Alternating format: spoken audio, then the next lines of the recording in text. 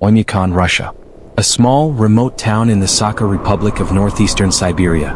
Population, barely 500 people. And yet, this tiny forgotten settlement holds a record that no place on Earth wants to hold. It is the coldest permanently inhabited location on the planet. We're not talking about the cold you feel walking to your car in winter. We're not talking about the kind of cold that a thick jacket fixes. We are talking about a cold so severe that metal shatters like glass.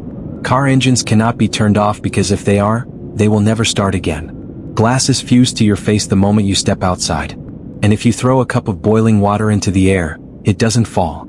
It explodes into a cloud of ice crystals before it can reach the ground.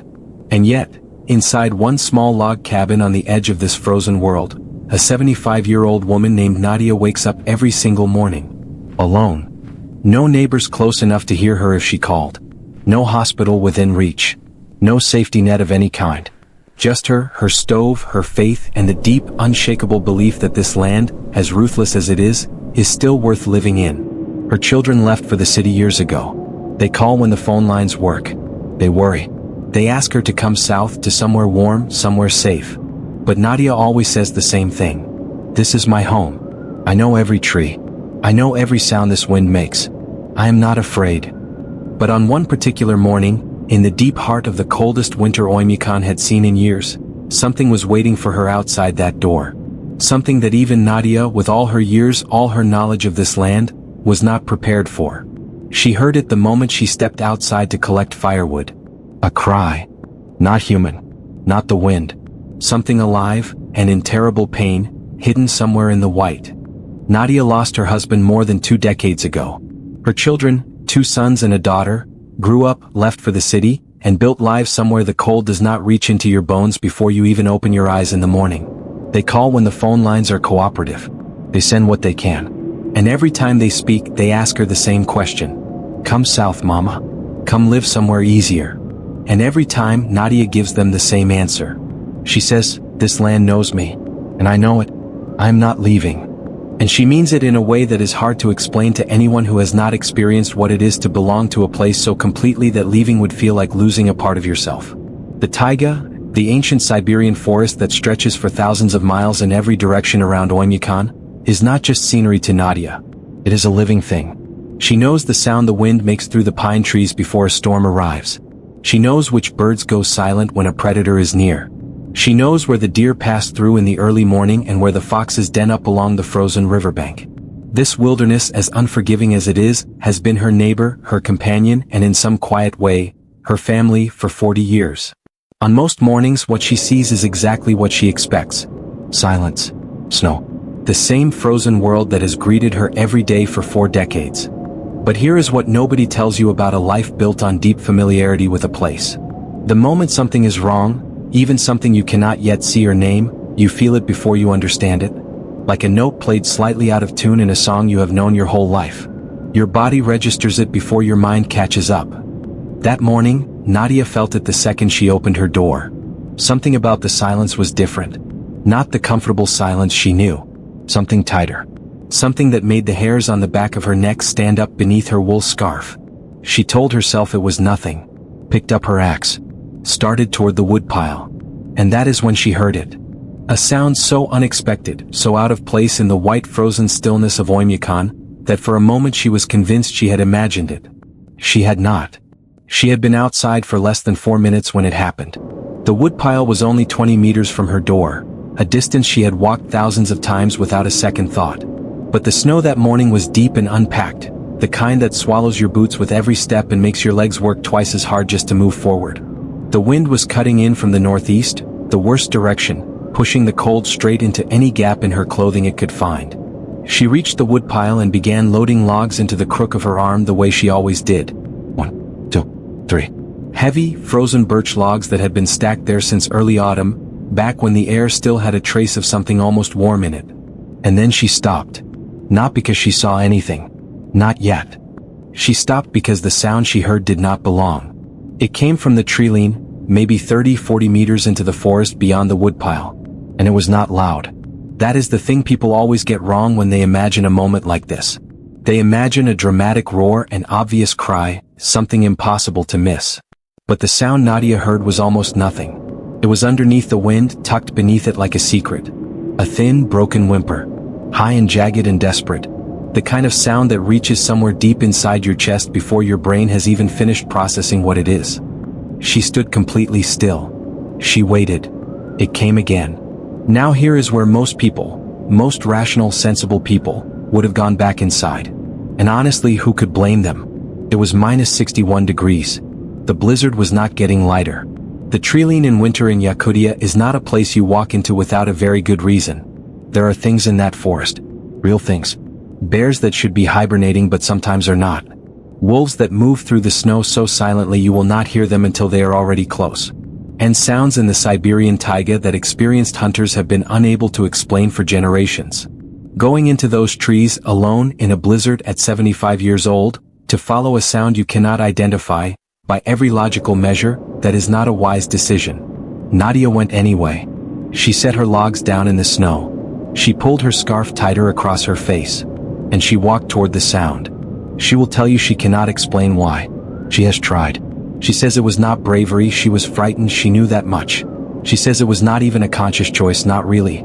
It was more like something in her chest had already decided before her head caught up. Something that 40 years of living close to this land had built into her, some deep instinct that recognized pain in another living creature and simply could not walk away from it. Step by step, she pushed through the snow into the shadows of the frozen pine trees. The wind was slightly lower in there, blocked by the trunks. But the cold was somehow heavier, deeper. The kind that settles in your chest when you breathe. She followed the sound. Stopped. Listened. Adjusted her direction. Moved again. And then she saw it. At the base of a large pine tree, half buried in a drift of snow that had blown up against the roots. A shape. Small. Orange and black, barely visible against the white. Moving. Barely. Nadia took 3 more steps. And then her breath caught in her throat. It was a tiger cub. No more than 3 or 4 months old. Small enough that she could have held it in both arms. Its fur was thick but matted, clumped with ice, and what she could already see, even from a distance, was dried blood. Its right front leg was pulled close to its body at an angle that was immediately, unmistakably wrong. And it was shaking, the full body, violent shaking of a creature that has been cold for so long that warmth has become a memory. Its eyes were barely open. But they were open. And they were looking directly at her. A tiger cub, even a small, injured, half-frozen one, is a wild animal. Its mother is somewhere. Its mother, a fully grown Amur tiger, one of the largest big cats on the planet, could be 20 meters away right now and Nadia would not know it. Every wildlife expert in the world would tell you that approaching an injured wild cub in a Siberian forest is one of the most dangerous things a person can do. The mother will defend that cub with everything she has. She will not ask questions. Nadia knew this. She had lived in this land long enough to know exactly what a tiger was capable of. She scanned the trees around her. Listen. Nothing moved. No sound except the wind and the soft, broken crying of the cub at her feet. The mother was not there. And from the condition of the cub, the level of cold settled into its body, the way the blood on its leg had already frozen. It had been alone for a long time. Too long. At minus 61 degrees, a small cub with no mother, no shelter, and an open wound has almost no margin left. The cold does not negotiate. It does not slow down because something is young or innocent or beautiful. It simply takes, and it takes fast. Nadia knelt down in the snow. The cub flinched but did not run. It was too weak to run. She held out her hand, slowly, the way she had always done with frightened animals on the edge of her land. She did not rush. She did not grab. She simply let it know she was there. The cub looked at her hand, then up at her face. Then it made a sound, small, exhausted, not quite a cry anymore. Something quieter than that. Something that sounded, she would later say, almost like surrender. Closing loop, unexpected reveal. Nadia made her decision in that moment. She took off her outer coat. In minus 61 degree air, she took off her coat, and she wrapped it around that trembling cub as carefully as she had ever done anything in her life.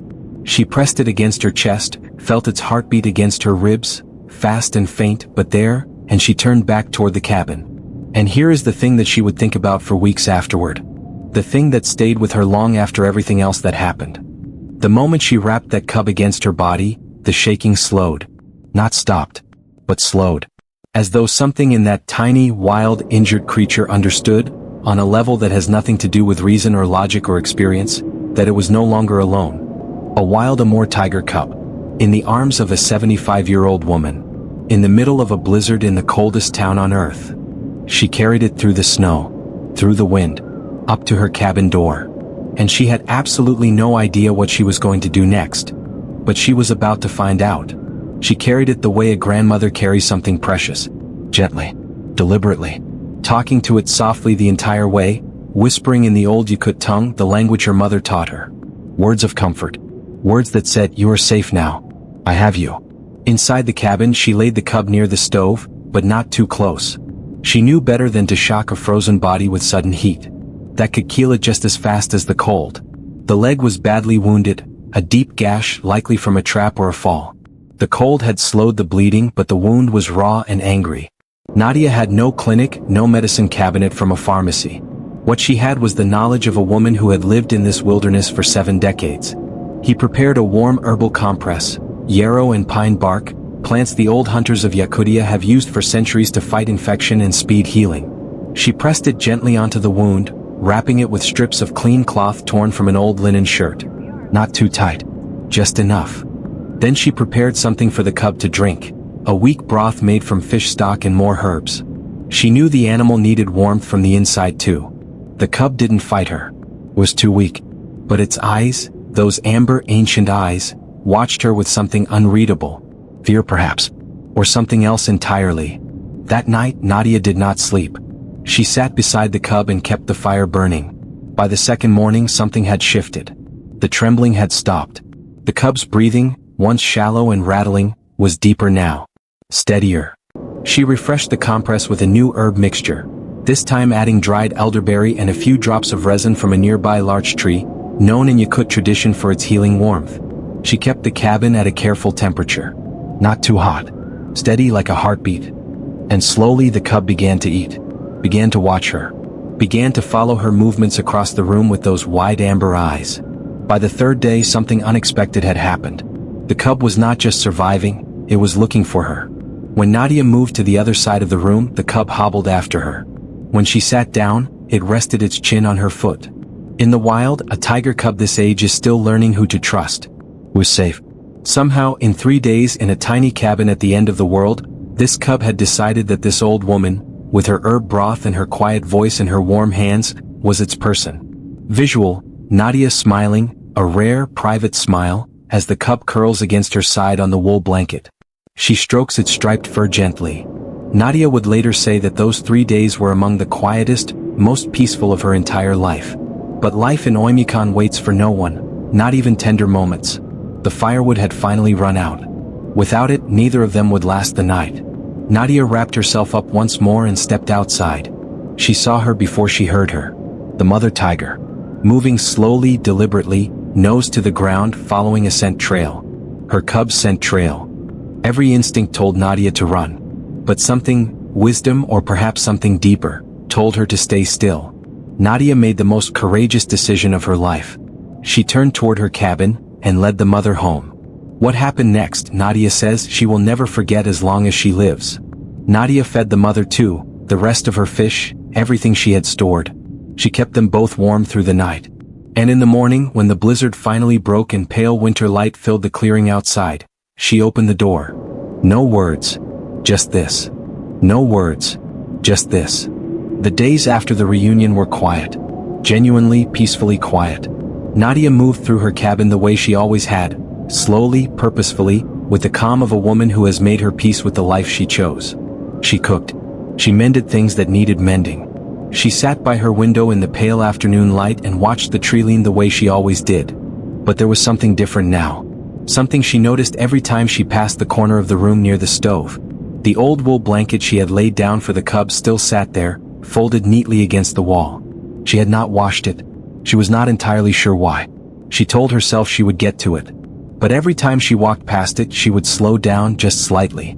Look at it. Run her fingers along the edge where the orange and black fur still clung to the wool in small, soft clusters. And she would smile. The private, unhurried smile of someone holding a memory they are not ready to let go of yet. But Oymyakon does not pause for sentiment. It never has. And a few days after the tigers disappeared back into the forest, Nadia noticed the thing she had been quietly dreading. The firewood pile beside the stove was nearly gone. She had burned through more than usual over the past week, keeping the cabin warmer than normal, keeping 2 wild animals alive alongside herself. The wood she had not collected the morning she found the cub, the trips she had skipped while nursing it, all of it had added up. And now the stack that remained would not last another full night. She had no choice. She bundled herself up, picked up her axe and headed out into the snow. The cold that day had a particular weight to it. Not the screaming, violent cold of the blizzard that had started everything. This was quieter than that. A still, settled, bone-deep cold that sat on your shoulders and pressed down. The kind that makes every step feel deliberate. The path to the treeline was packed from her recent trips, which made it easier, and she moved along it with the steady, unhurried pace of a woman who has done this 10,000 times. She was almost at the woodpile when she heard it. Not a cry this time. Not a whimper. Something entirely different. A footstep. Heavy. Slow. Deliberate. Somewhere in the snow to her right. She stopped walking. She turned her head. And there, standing between her and the treeline, not 20 meters away, was a tiger. Not the one she knew. This was immediately, undeniably clear. This animal was larger. Broader across the chest and shoulders. A fully grown male with the particular density of a big cat in its prime. Its fur was thick and perfect, unmarked by any scar she could see from where she stood. And its posture. This is what Nadia locked onto immediately, because 40 years in this wilderness had taught her to read the posture of wild animals the way other people read words on a page. Its head was low. Its eyes were fixed directly on her. Not the curious, scanning gaze of an animal that has spotted something unexpected. Fixed. Still. The way a predator looks at something it has already decided about. This was not curiosity. This was territorial. And Nadia, standing in the open snow between her cabin and the trees, was in exactly the wrong place. Here is something about Amur tigers, the largest cat species on Earth, that most people do not fully appreciate until they are standing in front of one. The size. A fully grown male can weigh over 200 kilograms. Can measure nearly 4 meters from nose to tail. And at full speed, across open snow, it covers ground so fast that the human brain genuinely struggles to process what it is watching. Nadia knew all of this. She had lived alongside these animals her entire life. She knew their tracks, their territories, their sounds. She respected them the way you respect something ancient and powerful and completely indifferent to your feelings about it. And right now, every piece of knowledge she had told her one thing. Do not run. He took one slow step backward. Kept her eyes on the tiger. Kept her breathing as steady as she could manage, which was not very steady at all. The tiger took one step forward. She took another step back. The tiger took another step forward. Head still low. Eyes never moving from her face. The axe in her hand was useless and she knew it. Not against something this size, this fast, this close. It was barely even a comfort. Her cabin was 40 meters behind her, an eternity of open ground with nothing between her and this animal. And then she heard something else. From the trees to her left. A sound she recognized. It happened so fast that she barely saw it as a sequence of events. More like a single image frozen in time. A shape, orange and black, fast and low, launched from the tree line to her left and landed between her and the male. Not on top of him. Between them. Deliberately. Precisely. Landing in the snow and immediately rising up to full height, turning to face the larger tiger with a sound that Nadia felt in her chest more than she heard with her ears. A snarl. Not panicked. Not defensive. Controlled. Absolute. The two tigers faced each other. The male was bigger. Heavier. By any physical measure, the dominant animal. But dominance is not always about size. Sometimes it is about certainty. About the complete, unwavering absence of doubt. And the tiger standing between Nadia and that male had something in its posture that was beyond just aggression. It was not moving. It was not backing down. It was not going anywhere. The standoff lasted perhaps 30 seconds. It felt to Nadia like 30 minutes. She did not breathe. She did not move. She stood in the snow behind this animal that had planted itself between her and danger, and she watched. The male tiger held his ground for a long moment. Then his posture shifted. Something subtle but unmistakable, the kind of thing you cannot fake and cannot hide. A fraction of tension releasing from his shoulders. His head coming up slightly. The stare breaking just barely to the side. And then he turned, slowly, and walked back into the trees. He did not run. His pride would not allow that. But he left. And the silence that followed was the loudest silence Nadia had ever stood inside. The tiger that had come from the trees turned around slowly in the snow. It moved without urgency, the way an animal moves when it is exactly where it means to be. It looked at Nadia. And Nadia looked back at it. She was crying. She realized this without quite knowing when it had started. Tears running down her weathered face in the cold air, freezing at the edges of her jaw before they could fall. Because she had seen it the moment the tiger turned. The right front leg. The way the fur lay slightly different along a thin, faded line running from the knee downward. A line that was not a marking. Not a pattern. A scar. Old and healed and barely visible now beneath the thick winter coat of a fully grown, healthy, powerful wild tiger. But she knew it.